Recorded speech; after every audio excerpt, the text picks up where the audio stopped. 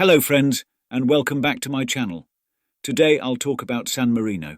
San Marino, officially known as the Republic of San Marino, is a small European country nestled in the heart of Italy. Situated in the northern half of the Apennine Peninsula, it's completely surrounded by the Italian regions of Emilia-Romagna and Marche. With a land area of just 23.5 square miles, it ranks as the fifth smallest country in the world. Only Tuvalu, Nauru, Monaco and Vatican City are smaller. The country's highest point, Mount Titano, stands at 2,477 feet in the Apennine mountain range. This very mountain happens to be the place where the first settlement in San Marino was established. 3 towers, which are now museums, are built on this peak. They are also represented on the flag. With a population of approximately 33,000, San Marino is a tiny yet vibrant nation. The historic city of San Marino serves as its capital, while Dogana holds the distinction of being the largest city. The government is composed of the legislative branch, which is headed by the 60-member unicameral Grand and General Council. This council then elects the 2 captains general, who are the heads of state. The current leaders are Francesca Civerchia and Dalibor Riccardi.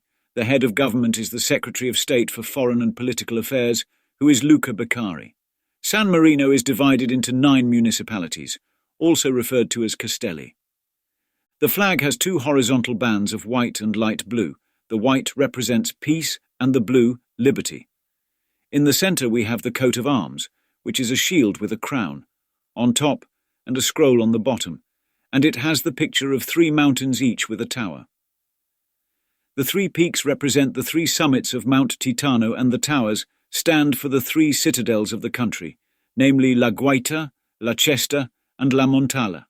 It is surrounded on both sides by an oak branch and a laurel branch, representing the enduring nature of San Marino's independence and its commitment to freedom. The coat of arms also has a crown on top, symbolizing the country's sovereignty. On the bottom, there's a scroll with the country's motto, Libertas, which is Latin for freedom. San Marino is the oldest republic in history.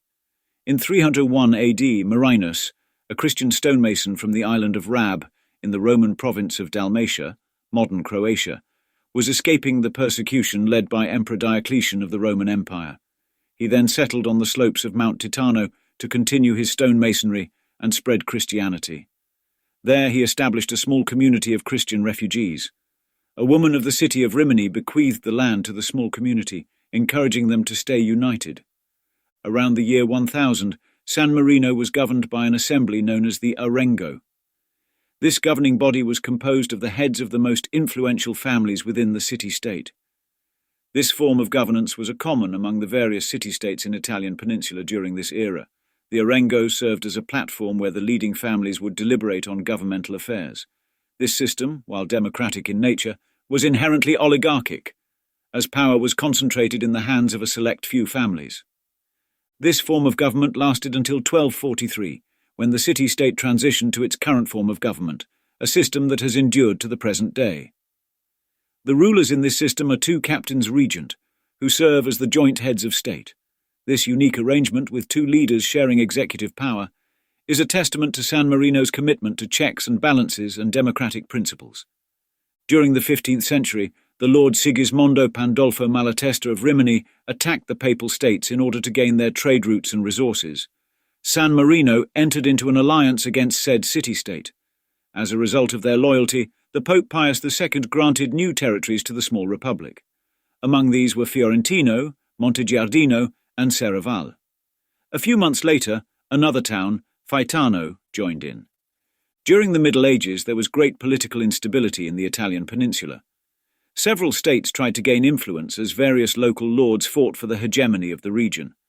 Despite all these conflicts, small San Marino managed to maintain its independence.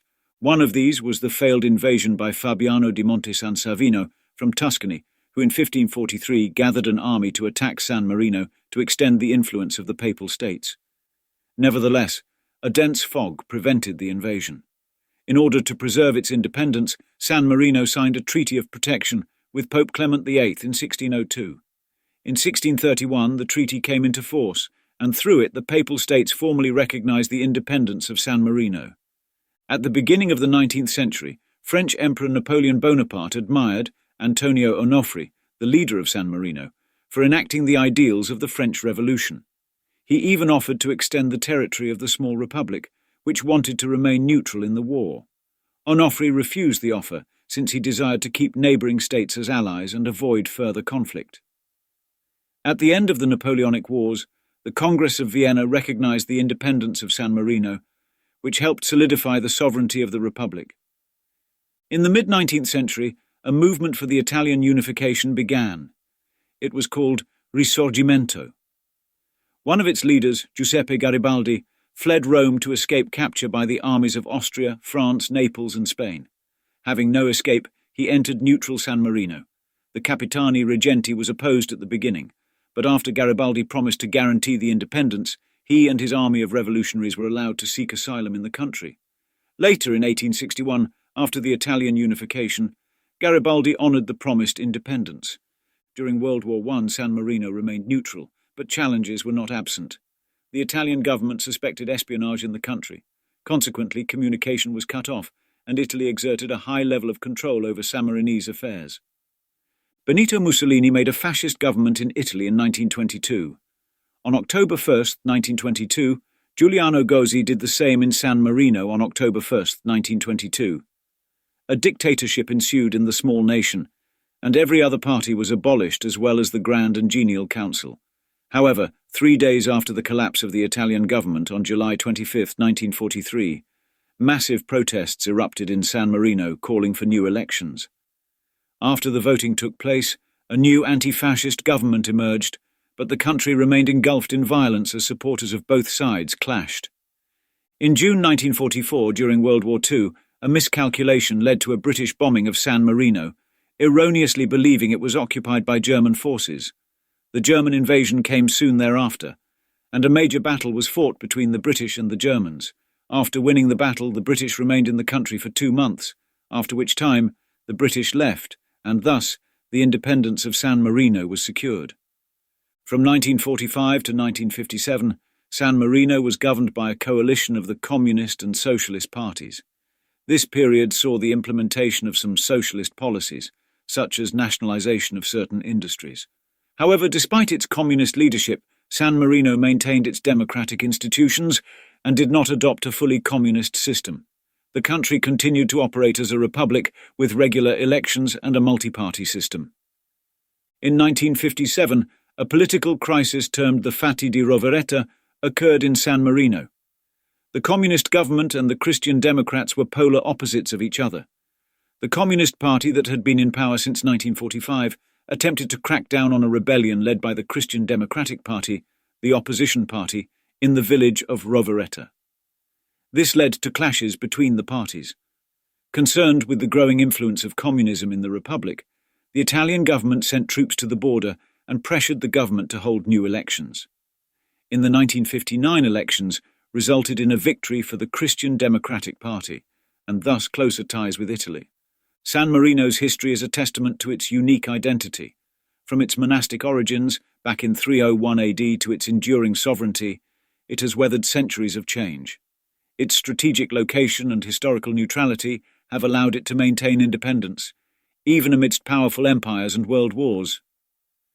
If you enjoyed my video, don't forget to like, share and subscribe. Stay tuned because Spain is coming up next.